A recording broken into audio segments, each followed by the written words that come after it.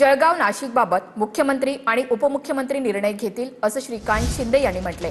मोठ्या मताधिक्यानं उत्तर महाराष्ट्रात महायुतीच्या जागा निवडून येतील असा विश्वास सुद्धा श्रीकांत शिंदे यांनी व्यक्त केलाय। संवाद दौरा पार पडतोय। हो, आदिशक्ती मुक्ताईला काय म्हणणं केलं आज तुम्ही?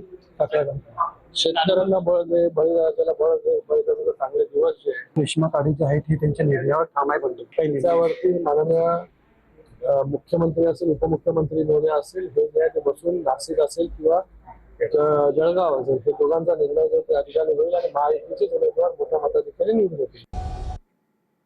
पोलिसांना गुंगारा देणारा बिल्डर सलमान डोलारे अखेर पोलिसांच्या ताब्यात आलाय। आरक्षित भूखंडांवर बेकायदा बांधकाम करून फसवणूक केल्यानं त्याच्यावर कारवाई करण्यात आली। झोन 3 पोलीस आणि क्राईम ब्रांचनं ही धडक कारवाई केली। महात्मा फुले आणि बाजारपेठ पोलीस ठाण्यामध्ये डोलारे विरोधात 12 पेक्षा अधिक गुन्हे दाखल आहेत। सांगलीमध्ये जलतरण तलावात बुडून विद्यार्थ्याचा मृत्यू झालाय। अप्पासाहेब बिरणारे निवासी शाळेतली ही घटना आहे। 6वी मध्ये शिकणाऱ्या विद्यार्थ्याचा बुडून मृत्यू झालेला आहे। शाळेवर सदोष मनुष्यवधाचा गुन्हा दाखल करण्याची नातेवाईकांची मागणी आहे।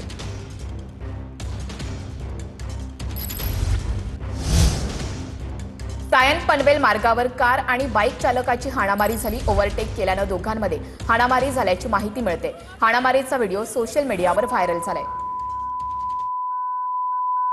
सायन पनवेल मार्गावर कार आणि बाईक चालकाची हाणामारी झाली। ओव्हरटेक केल्यानं दोघांमध्ये हाणामारी झाल्याची माहिती मिळते। दोघांमध्ये या ठिकाणी जोरात वाद झाला। वाद सोडवण्यासाठी काहींनी मध्यस्थी केली। सायन पनवेल मार्गावरची ही सर्व घटना आहे।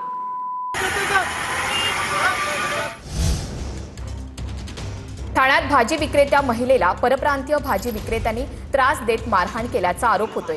महिलेला त्रास देणाऱ्या परप्रांतीय भाजी विक्रेत्यांना शिवसैनिकांनी चांगला चोप दिला। ठाण्याच्या जांभळी नाका भाजी मंडई परिसरातली ही सर्व घटना आहे।